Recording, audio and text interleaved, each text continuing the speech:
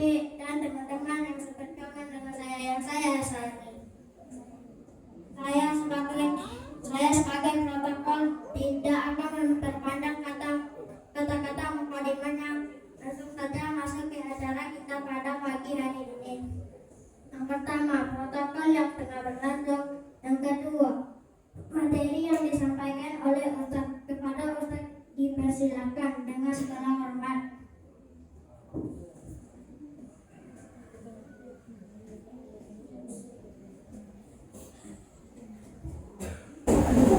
Assalamualaikum warahmatullahi wabarakatuh.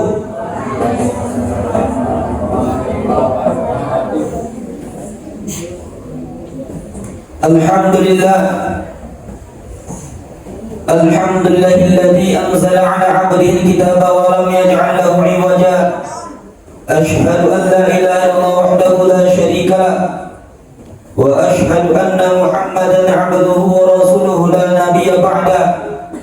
اللهم صل وسلم وبارك على سيدنا محمد وعلى آله عدد كمال الله وكما يليق بكماله. لا حول ولا قوة إلا بالله العلي العظيم.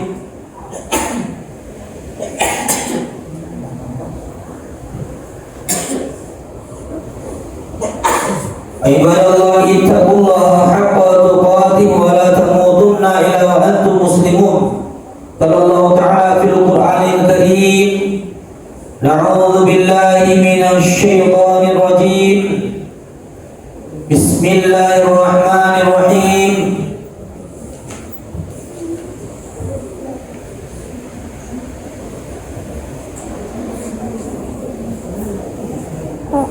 Wa idza quri'a 'alaihimul Qur'anu la yasjudun.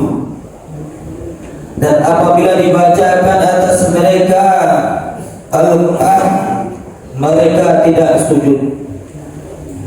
Sadaqallahu azim wa sadaqallahul karim. Maha benar Allah dengan segala firman-Nya. Kaum muslimin yang dirahmati Allah Subhanahu wa taala, mari kita bersama-sama memuji dan memuja Allah Subhanahu wa taala dengan pujian alhamdulillahirabbil alamin. Segala puji bagi Allah Subhanahu wa taala yang telah memberikan nikmat iman dan Islam, sehingga kita mampu hadir di masjid yang kita cinta ini tak lain tak bukan untuk membuktikan iman kita kepada Allah Subhanahu wa taala, dengan harapan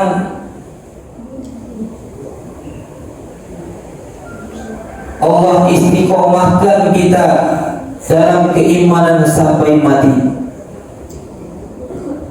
Dan mudah-mudahan amal ibadah yang kita lakukan pada pagi hari ini, pada subuh ini, diterima oleh Allah Subhanahu wa taala.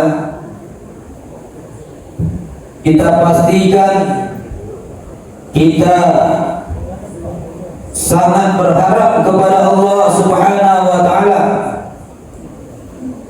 untuk diterima segala amal ibadah kita. Kalaulah amal ibadah ini tidak diterima oleh Allah Subhanahu wa taala, apa yang terjadi? Yang terjadi satu hari ini kita akan dilaknat oleh Allah Subhanahu wa taala, tidak mendapatkan keberkahan dalam kehidupan.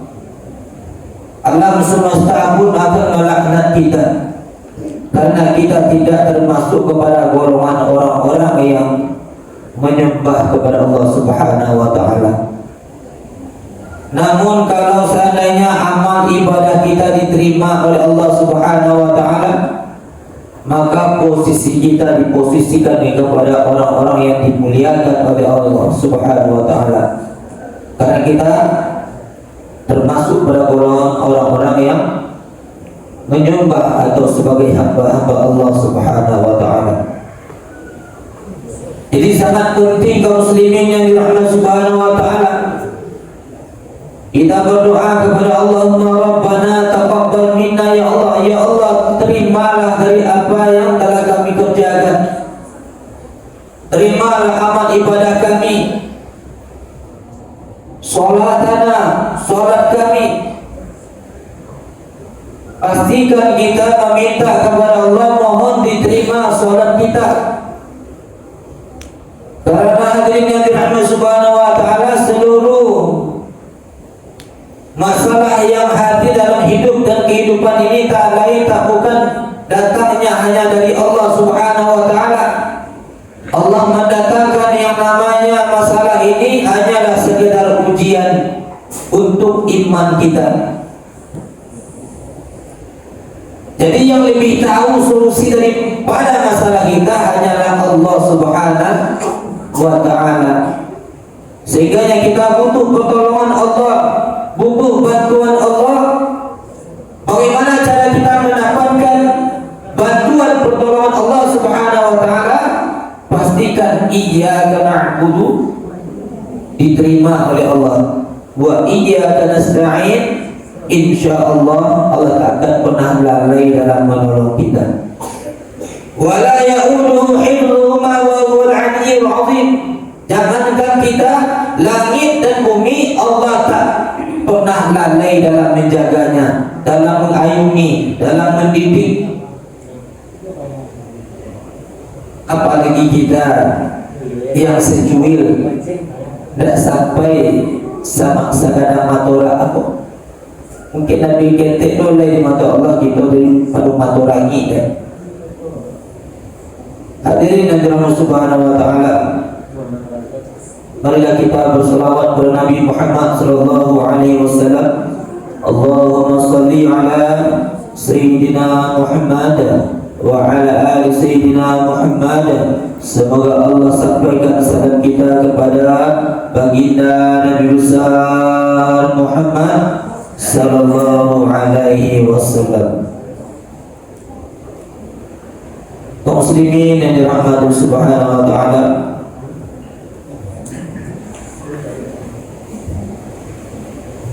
pada kesempatan kali ini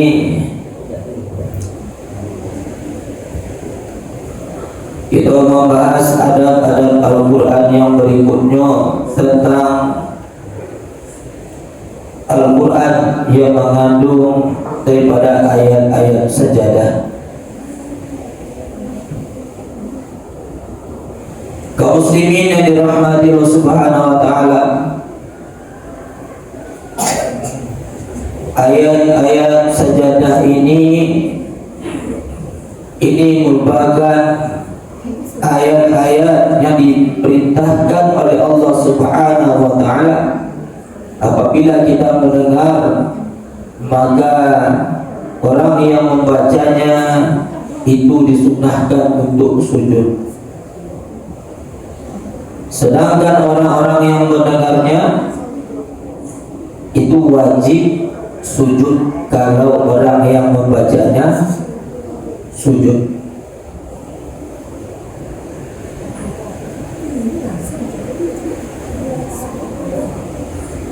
Apa salah satu contoh daripada ayat sajadah terdapat dalam surat As-Sajadah. Jadi mubalik saja surat Sajadah.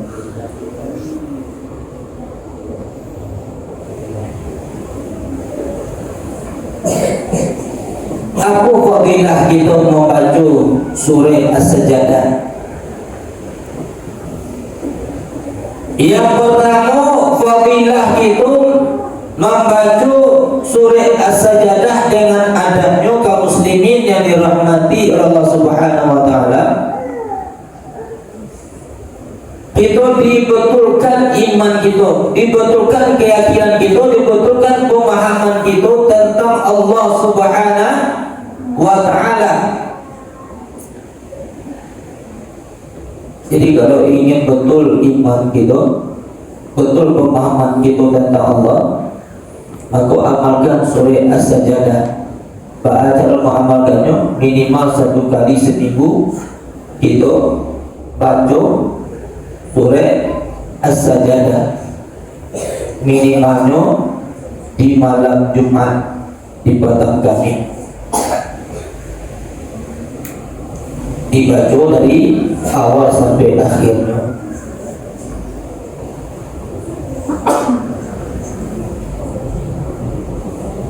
Yang kedua, fadilah daripada surah As-Sajadah kaum muslimin yang dirahmati Allah Subhanahu wa taala.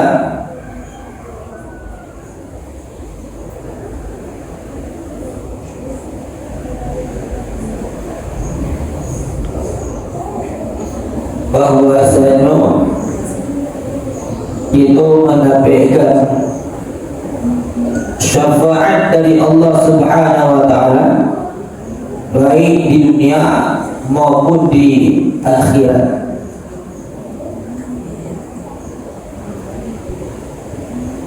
Kalau di dunia bahas syafaatnya kaum muslimin yang dirahmati Subhanahu wa taala, syafaat surah As-Sajadah itu bisa menyelamatkan iman kita, bisa menyelamatkan iman kita dari sebab dan akibat. Apa maksudnya sebab akibat? Kalau kita membaca surah As-Sajadah, Bapak Ibu hadirin yang dirahmati Subhanahu wa taala, secara istiqomah kita libatkan hati kita untuk membacanya, rutin kita membacanya, insya Allah kita akan selamat dari fitnah sebab dan akibat. Dunia pun tak lapis dari sebab akibat. Fitnah sebab akibat. Api mati karena air, itu sebab akibat. Baru ikannya apabila makan, itu sebab akibat. Air lapis apabila kita minum, itu sebab akibat. Sebab akibat itu hanya sebatas ujian. Namun jangan sampai menghilangkan atau jangan sampai membatasi innallaha ala kulli syai'in qadir. Kekuasaan Allah dibatas oleh sebab akibat tadi. Seolah-olah Allah hanya mampu bisa memadamkan air kalau memakai air, sehingga kekuasaan Allah dibatasi dengan keberadaan air. Seolah-olah Allah hanya mampu mengenyangkan perut kita apabila ada nasi. Kalau tidak ada nasi, Allah tak mampu mengenyangkan perut. Seolah-olah Allah hanya bisa melepaskan dahaga kita dengan air saja. Kalau tanpa air, Allah tidak mampu melepaskan dahaga kita.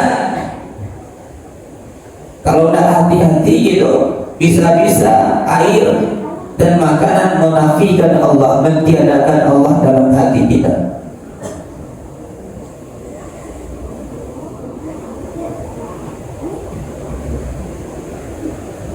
Kaum muslimin yang dirahmati Subhanahu wa taala, itu maksudnya fitnah daripada sebab akibat. Baca caranya kita terbebas di fitnah itu. Baca surat As-Sajadah.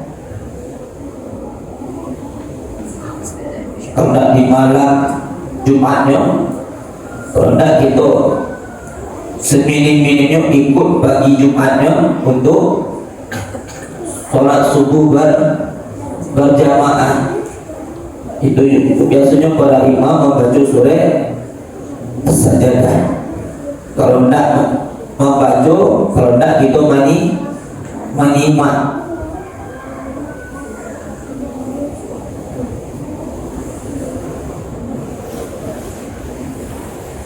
Apa itu syafaatnya surah As-Sajadah?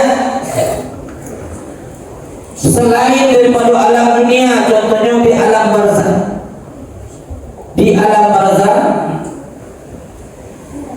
Hadirin yang dirahmati Subhanahu wa taala,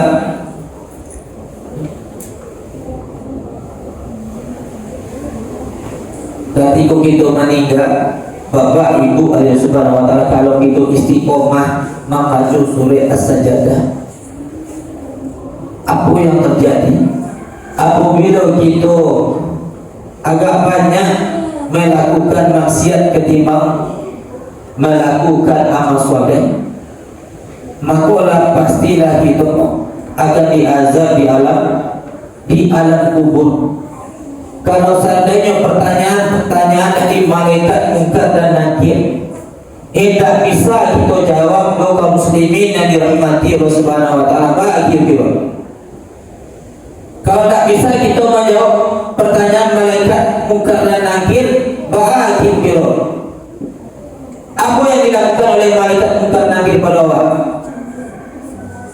Kanai cambui, kanai azab. Dalam hadis disampaikan kalau kanai cambui dek malaikat Munkar dan Nakir pun tujuh di dalam bumi kita tak tembus ke bawah. Beko diangkat lo balik lo buku yang lo kelengkian cuki lo kete balik, angkat lo kete balik. Tu nyatanya lo balik.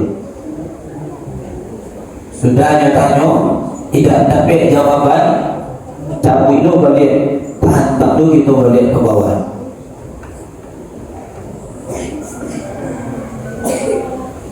Setiap ilmu waktu sehari semalam itu pasti ada pertanyaan.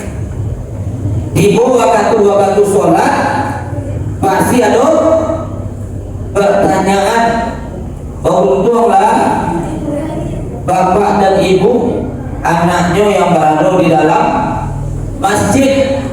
Ada sebuah hadis aku membaca, malaikat Munkar dan Nakir itu sangatnya mengazab daripada seseorang yang berada di alam barzakh apabila ada anak kandungnya yang sedang duduk di dalam masjid. Ini sholat subuh lah selesai kita lakukan, maka orang-orang yang mendahului kita yang ada di daerah kita sedang ditanya oleh malaikat Munkar dan Nakir. Dan apabila tidak bisa menjawab, makanya pastikan di tangan, kecuali salah satunya adalah ada anak-anaknya yang duduk di dalam masjid. Bapak dan ibu punya orang tua kan, orang tuanya adalah meninggal. Mungkin bisa jadi di antara bapak dan ibu ada orang tuanya tidak pernah sholat kemudian meninggal, itu pasti tidak diazab, pasti. Namun malaikat Munkar dan Nakir enggan mengazab, tertahan tangannya, disebabkan karena ada anaknya yang duduk di dalam masjid pada hari ini. Duduk saja pak ibu, duduk saja. Tidak ada diceritakan dalam hadis itu dalam keadaan berzikir kan, membaca Al-Quran kan, sholat kan, duduk saja baru.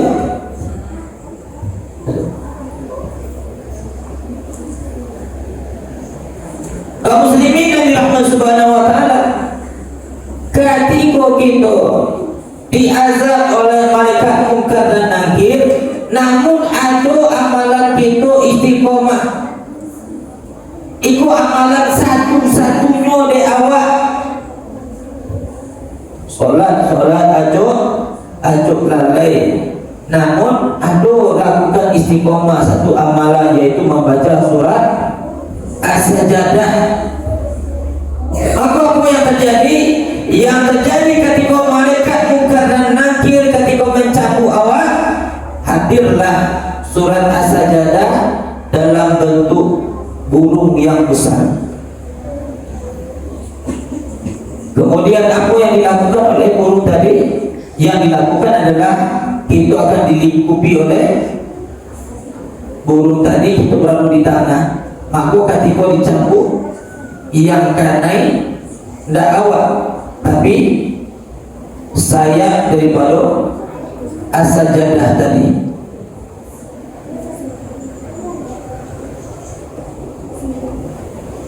Kira-kira bisa tidak kita merasakan azab dari malaikat munkar dan nakir kalau seperti itu? Terlindungi apa? Terlindungi. Kemudian hadirin yang dirahmati Subhanahu wa taala, ketika kita yaumil ba'ats, hari berbangkit, kemudian dikumpulkan di padang mahsyar, di yaumil hasyr. Kemudian tibalah waktunya yaumil hisab, hari penghisaban. Faman ya'mal mithqala dzarratin khairan yarah wa man ya'mal mithqala dzarratin syarran yarah. Dihitung, dipisahkan amal baik, amal buruk. Dipola orang yang mendapat rupanya kita dapat kitab dari belakang. Kalau kita dapat dari belakang, bagi di rumah Bapak Ibu sana ngapo manakuyan.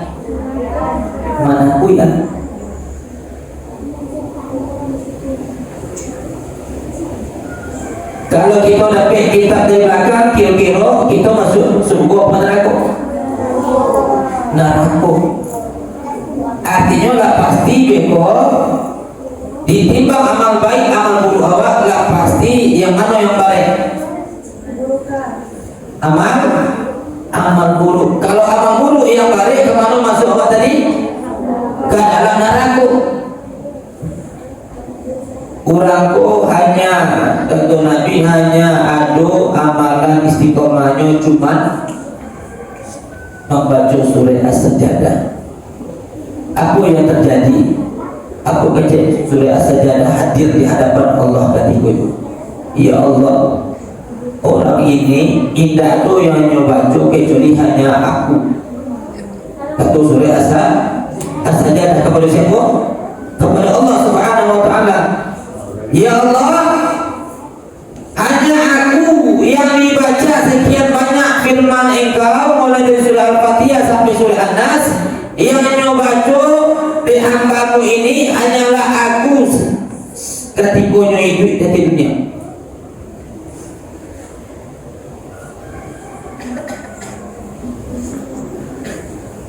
Ambo saksinya kata surah Sajdah. Namun kalau engkau tidak mengakui aku lagi sebagai firmanmu, masukkanlah orang ini ke dalam neraka.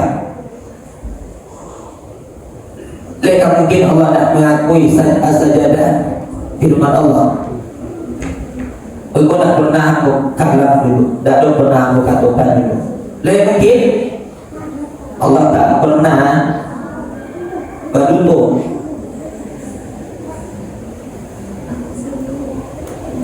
Namun kalau engkau masih mengakui aku ini adalah firmanmu, masukkanlah orang ini ke dalam surga ya Allah. Kira-kira orang tadi masuk neraka atau masuk surga jadinya? Padahal mana yang baik, amal baik atau amal buruknya? Itulah syafaat dari surah As-Sajdah.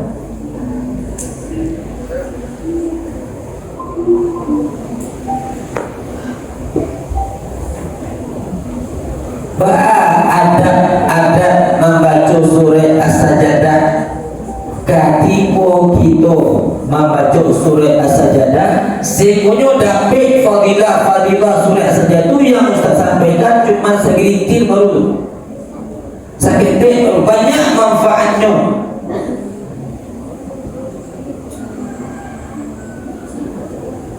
Yang pertama, pastikan kita membaca dalam keadaan berwudu. Pastikan kita membaca dalam keadaan berwudu, dalam keadaan suci. Yang kedua, pastikan kita membacanya dalam keadaan menutup aurat. Yang ketiga, pastikan kita membacanya dalam keadaan tertib alias menghadap kiblat, duduk awak elok-elok menghadap kiblat. Hadirkan hati dan pikiran kita, baru mulai kita membaca surah As-Sajdah. Ketika kita tiba di ayat yang ke-15, la yastakbirun, mereka tidak merasakan kesombongan, tak sombong, tak orang tak sombong sujud. Allahu Akbar, maka tata caranya bertakbir dulu. Tata caranya takbir, Allahu Akbar. Kemudian kita sujud sebagaimana kita sujud model sujud dalam solat. Kemudian apa bacanya?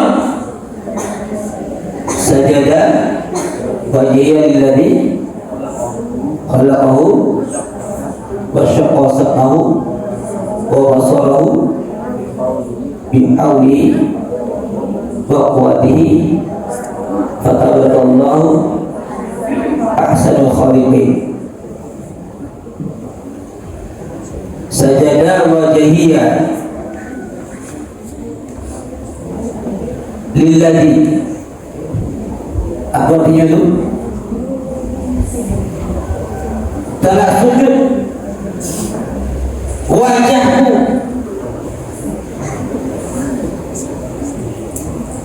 kalau kamu yang telah menciptakannya. Kepada siapa wajah itu sujud? Kepada Allah yang telah menciptakan wajah itu.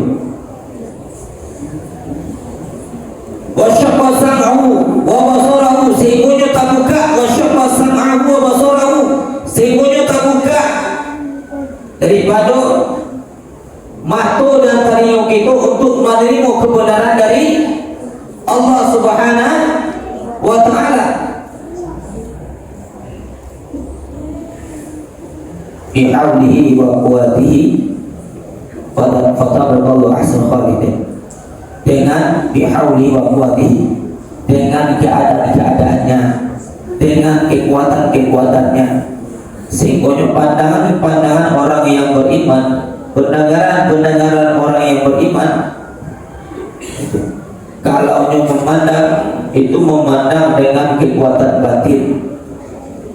Begitu juga dengan mendengar.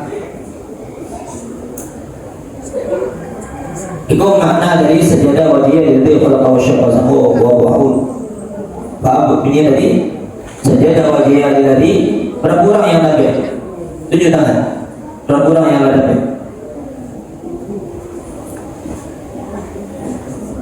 Tidak berapa orang.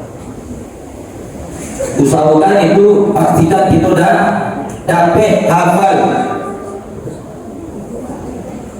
Coba kita ulang sama-sama. Sajada wajhiya lilladzi wa syaqqa sam'ahu bihaulihi fatabarakallahu ahsanul. Maka Maha Suci Allah yang telah menciptakan awak sebaik-baik bentuk.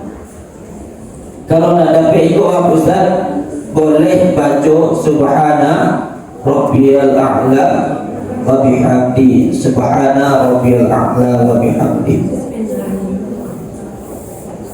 Jadi ketika kita sujud sajadah nak dapat ikut Bapak Ibu, boleh baca sebagaimana kita membaca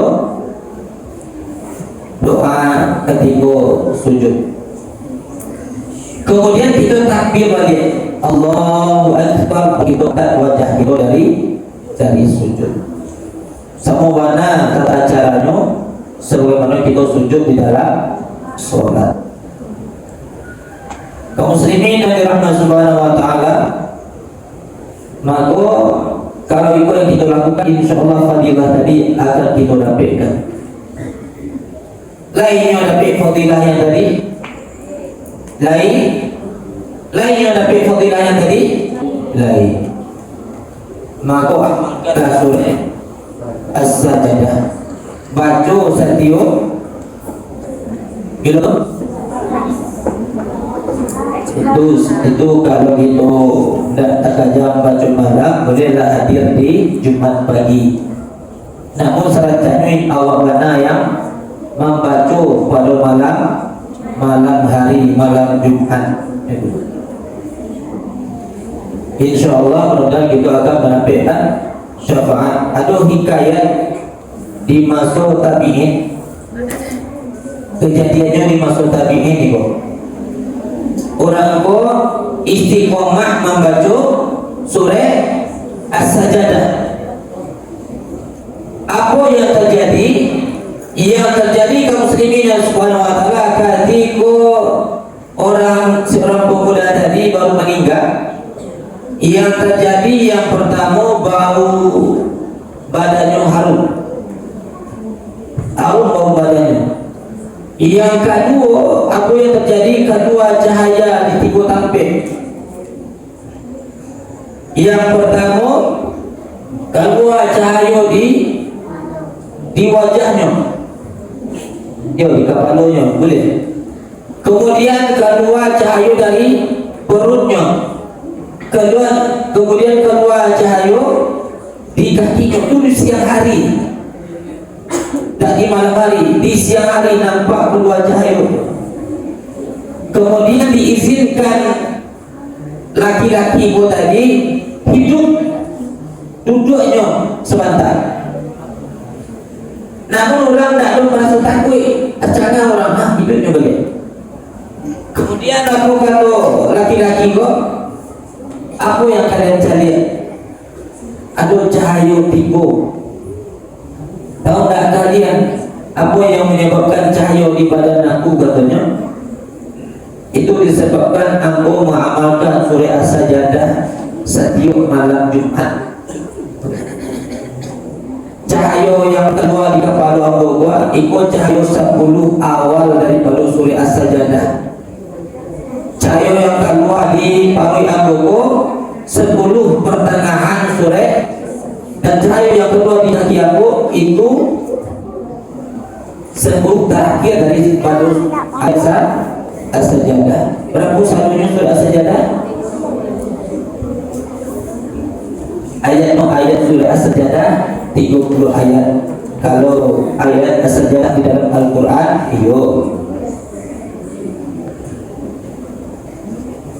itu kejadian nyata di masa tabi'in. Kemudian setelahnya informasikan keadaan itu, kemudian kembalinya lalu dan enggak boleh sekadar untuk bagi tahu ibu saya kepada orang banyak. Makanya bapak ibu tetaplah hadir ketika setiap ada orang yang meninggal, karena di situ ada pelajaran yang diberikan oleh Allah kepada kita yang hidup.